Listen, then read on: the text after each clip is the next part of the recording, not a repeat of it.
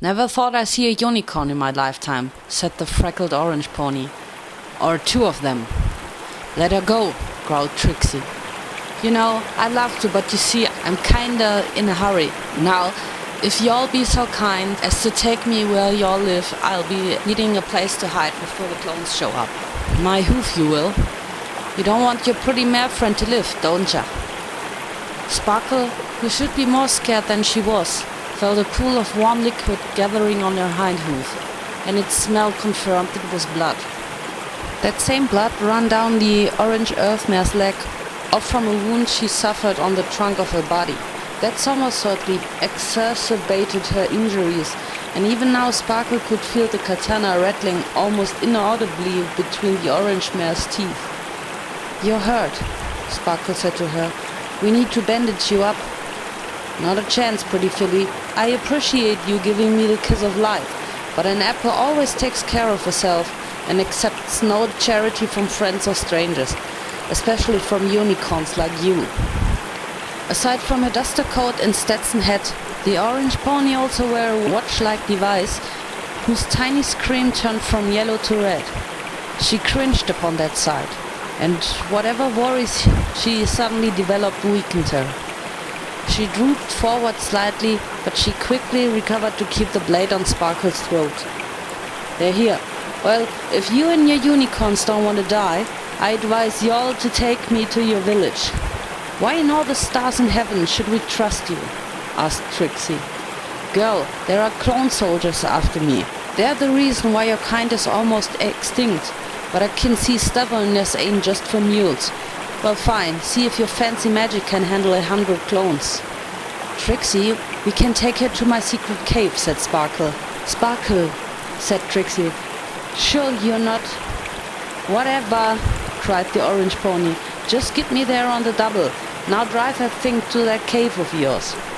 The orange pony leapt on the hover truck bed. This would have been a great opportunity for Trixie to blast her back into the waters, and the blue unicorn kept her horn aimed at the earth pony. She couldn't fire like she wanted to, so Sparkle leapt alongside the orange pony and blocked the path of Trixie's spell. Just get on, Sparkle said to her friend. Please? Trixie groaned. Willingly, she complied and leapt onto the truck bed, but she kept her distance from the orange Earthian while keeping her horn aimed at her. Sparkle took the driver's seat with a slim hope that her best friend and the stranger would be on their best behavior and not attempt to knock one another off or kill each other. With the hover truck, Sparkle moved faster than she would on a roof or through magical levitation, and forwarded into one of the many large cave entrances.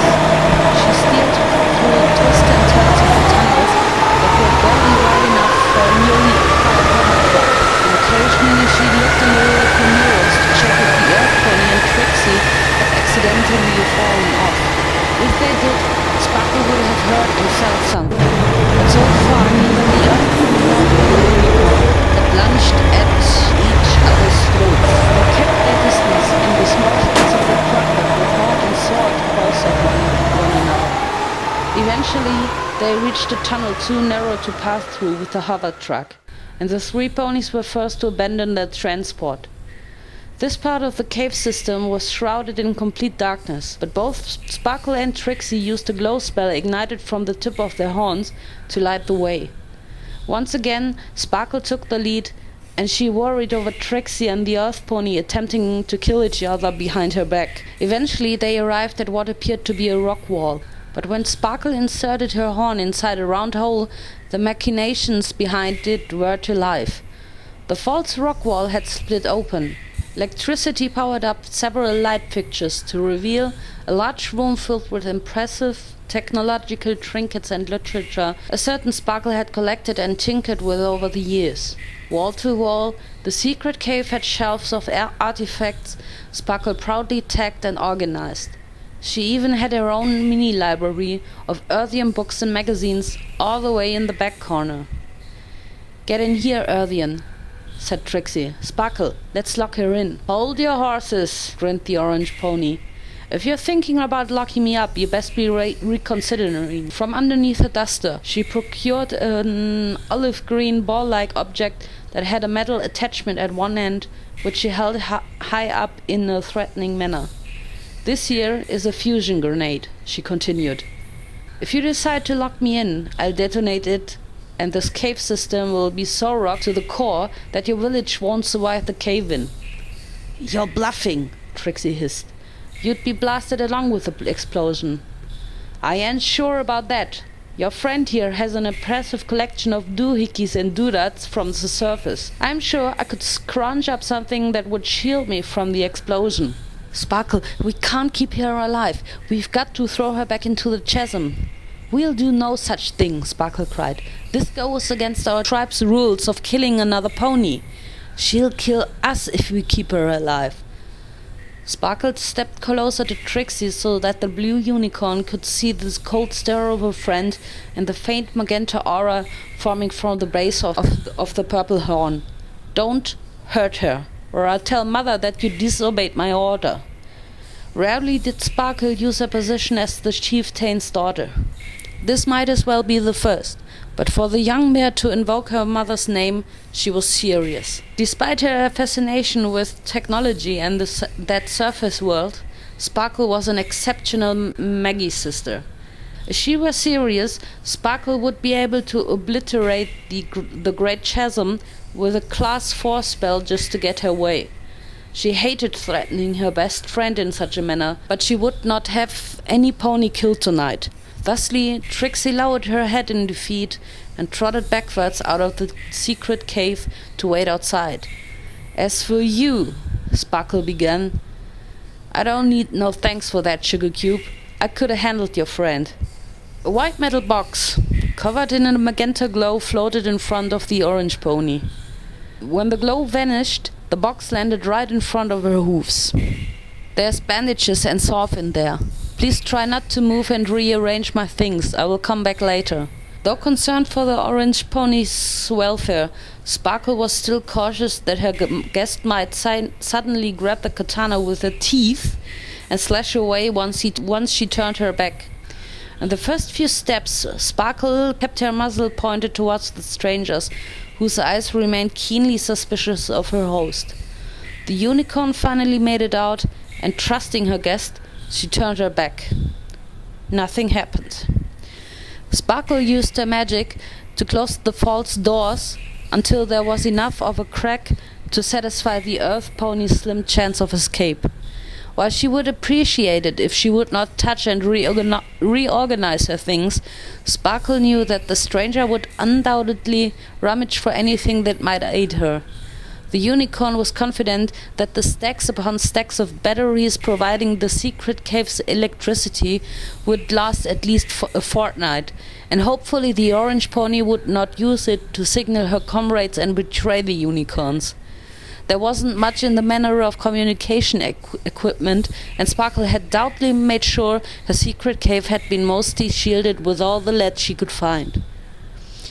You know, I have to tell your mother about this, said Trixie as she joined Sparkle down the secret path to the village.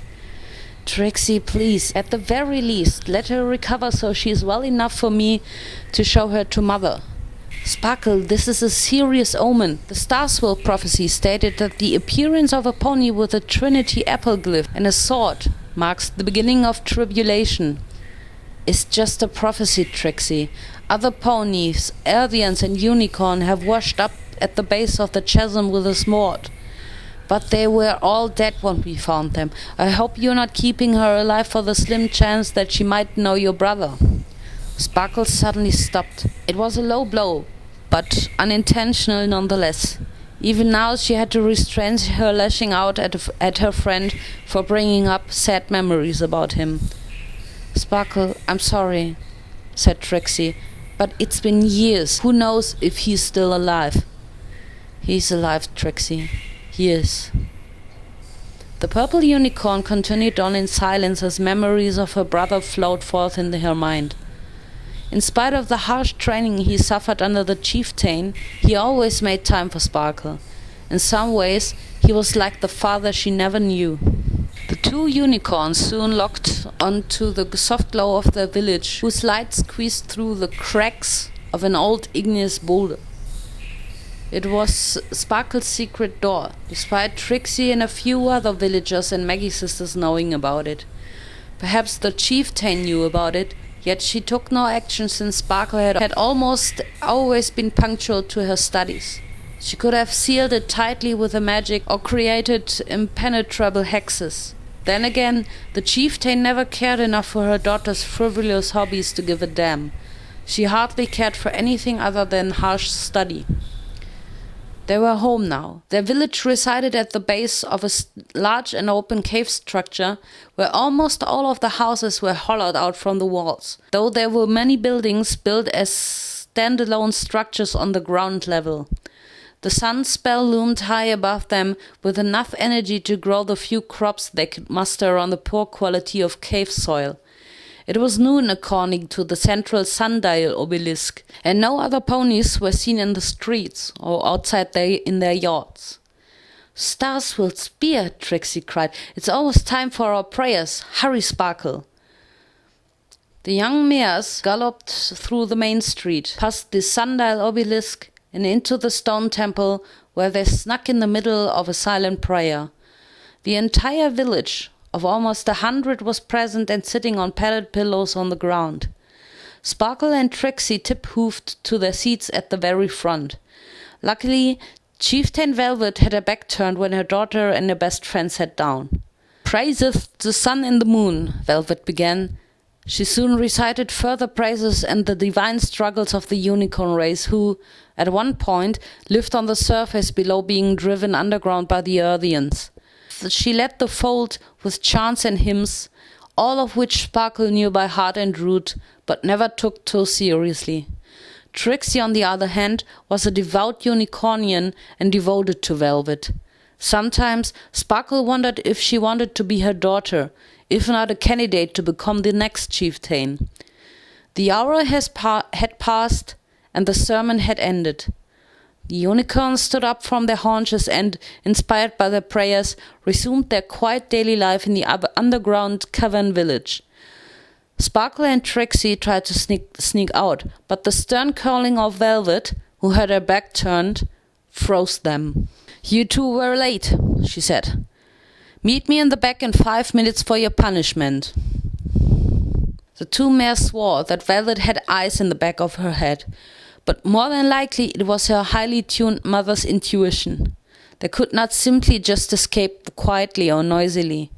Whether running or teleporting, Velvet would, faster than a blink, put up a solid magic barrier or an anti-teleportation hex to trap them in the temple. Rather than facing Velvet's magical wrath, Sparkle and Trixie resigned themselves to their punishment, which consisted of keeping a boulder levitated above their heads for an hour. Back when they were fillies, the boulders were initially small rocks they had affectionately given names to based on the novels Sparkle had found washed up on the Chasms River. As they grew older, so did the rocks. At first, they served as practice, and now they served as punishment should Velvet's two daughters ever misbehave. Every time they did, she fused more rocks into the already large object. The strain was hard on both unicorns, and if one had a lapse in concentration, they would immediately be crushed. Velvet would do nothing to assist during the punishment, and maybe she was confident of her two top protégés' abilities. Either that, or she had a revival spell tucked away should the worst happen. "Sparkle," grunted Trixie. "I think Dan has gained weight." "Says you," grinned Sparkle. "Tom is much heavier than the last time I lifted him, and I think he's heavier than Dan. Mother must have compressed more rocks into it. Trixie, I don't know what I am doing to deserve this. Mother always seems to favor you." "Have you no respect for the chieftain? She's only giving you a hard time. She wants to make you the next chief." "And remain here for the rest of my life? Surely you don't want to live where the Earthians reside. If that orange pony was any indication of their society, I would not want to leave here. Trixie, we can't be living in this hole for the rest of our lives. Pray tell, said Velvet, why should we leave the safety of Unicornia? Mother! Chief! Both Sparkle and Trixie moved their boulders over to the side and allowed them to slam on the ground. I didn't tell you two to stop, said Velvet. Without breaking much of a sweat, Velvet levitated both boulders simultaneously high over her two protégés and released her spell. Immediately, Sparkle and Trixie caught them with their magic, just inches above their horned heads. I ask you a question, my daughter, said Velvet, unconcerned about Sparkle's suffering of keeping a boulder from fatally injuring her. It might be that Velvet was also using her magic to push the boulder further down without leaving a telltale aura. Mother, grunted Sparkle, there have been a lot of earthquakes and cave-ins, and we also narrowly avoided a famine. We have survived, haven't we? At what cost? There have been deaths, not including Trixie's parents, Dinky's mother. Those fates are unavoidable considering our predicament.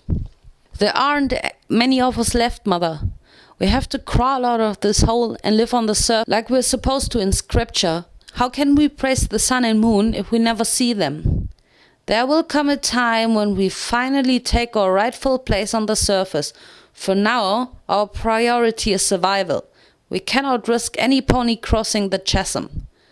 Then we'll remain here for another 1,000 years if that happens. If that is our destiny, then so be it. I cannot risk any more lives than I have to. Defiantly, Sparkle tossed the boulder aside, causing Trixie to do the same, but only as a worried reaction to what she was about to witness in the daily life of the Sparkle family. She even backed 10 paces and prepared to duck should sparks fly. You just don't care, do you? Cried Twilight. You don't care if Shining Armor and Dad are alive or not.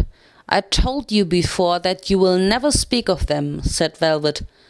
But pick up that boulder, now. Sparkle did so as her mother commanded, but instead of hovering above her head, she launched it at Velvet at high speeds. Before it could even reach her, Velvet, without expression so much as a flinch, caused the boulder to explode in 1,000 dagger-shaped shards and hurled them towards her daughter. Sparkle tried to cast a barrier, but the shards passed through her magic like they were nothing. She was really going to kill her for her disobedience, and Sparkle flinched. The shards stopped midair and hovered mere inches from every part of the purple unicorn's body. There are exactly 1,000 shards of rock pointed at various vital points of your body, said Velvet. The clone abominations fire weapons in the tens of thousands with bullet laced with the residual magic created when they grind unicorn bones to dust. If you can't survive my attacks, how could any pony survive theirs? She was right. Defeated, Sparkle collapsed to the ground, thus signaling Velvet to allow the shards fall harmlessly to the ground. I want you to reassemble the boulder, said Velvet, but add 200 more pounds of rock. You know where to get them. As Velvet left the back area of the temple, Sparkle remained still, and furrowing her brow at her mother's complete and utter harshness and her lack of sympathy for the fates of her own husband and son. A few minutes later, Sparkle bolted up from her hoofs and stomped out of the temple grounds with Trixie following her from behind.